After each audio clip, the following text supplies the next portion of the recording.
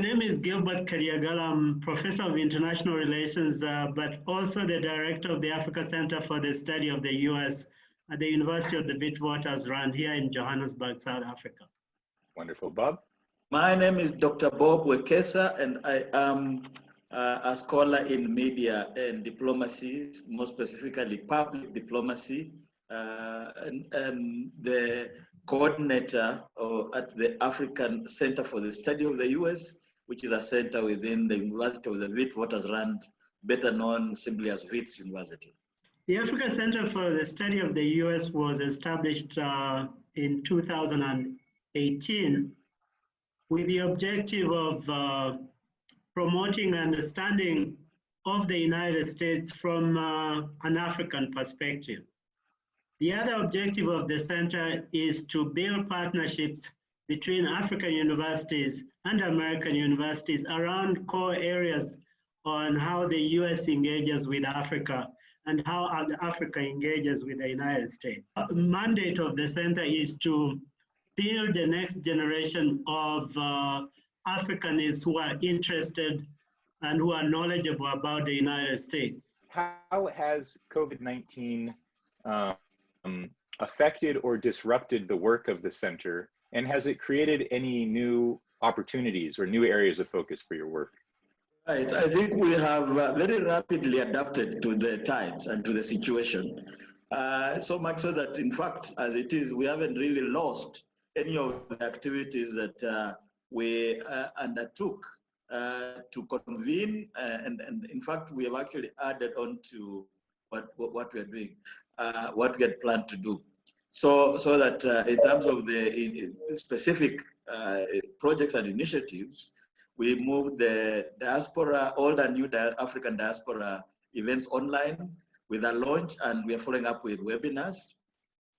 We also moved the African Digital Diplomacy Conference from a physical format to webinars running for between June 24th to August 12th.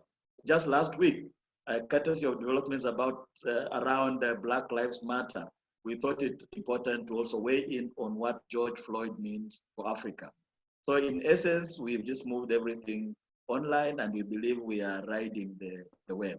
Bob, it strikes me, I know you've been preparing for the Digital Diplomacy Conference, and now in a time of COVID, all diplomacy is digital diplomacy, right? We can't actually meet in person.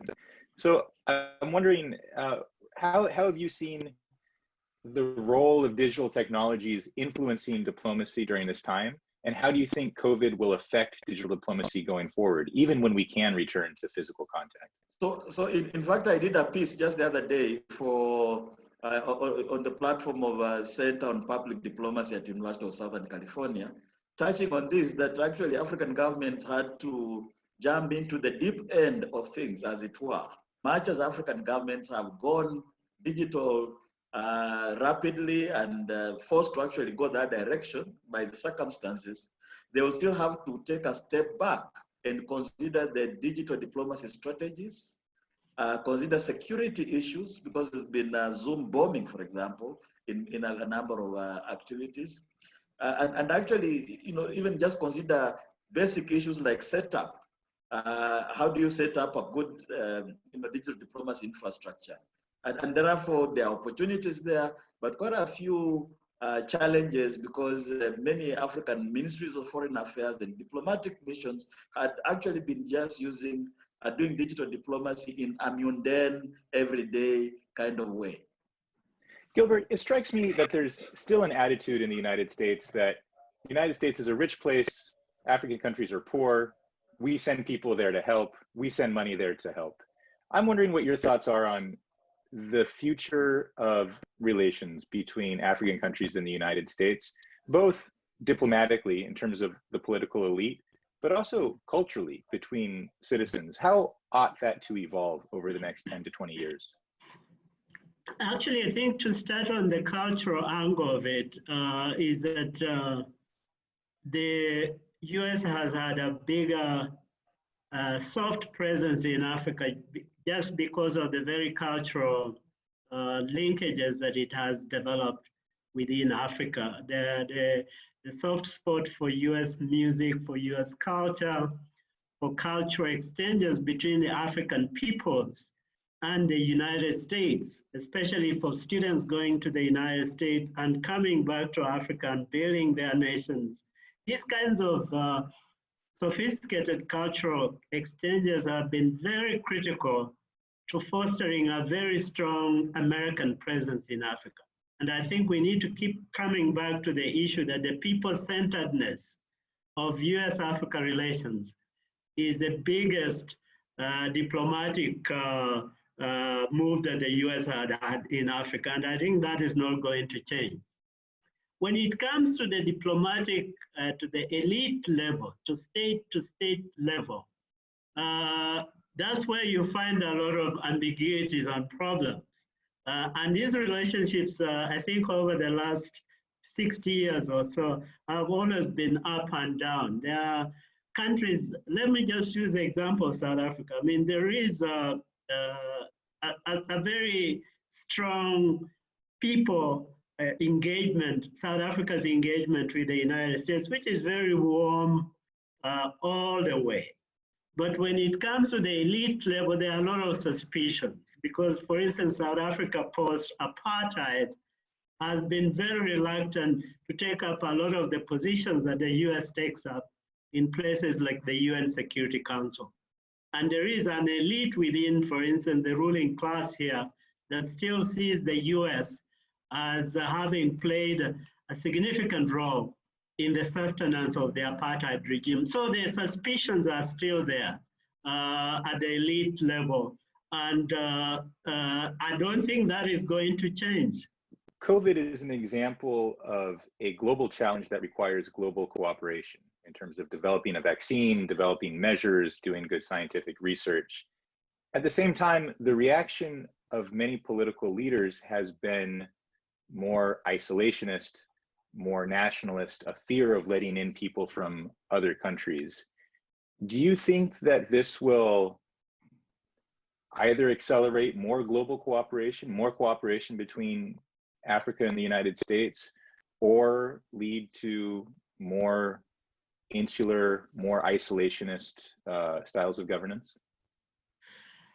I think COVID occurred within the larger context of what you call declining internationalism. And Africa and the US were part of these bigger decline, bigger strains occurring because of issues around migration, issues around trade, and so on. But I think the negative context in which COVID occurred have given us also the wake-up call that we have to be prepared to deal with these issues multilaterally. So despite the fact that I think we started off from a negative tone of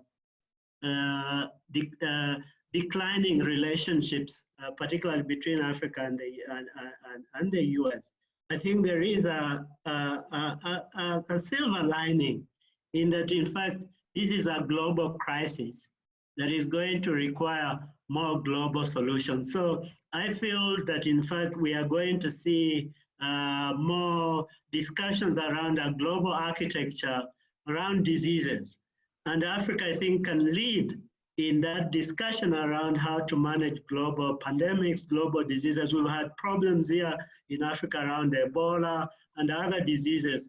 I think Africa can step up and begin to lead some of these discussions about how do we lead the world in discussions about better mechanism for managing future pandemics. So yes, the problems are here with us, but I think we can use these problems as a wake-up call to begin to have a more globalized discussion around pandemics and diseases.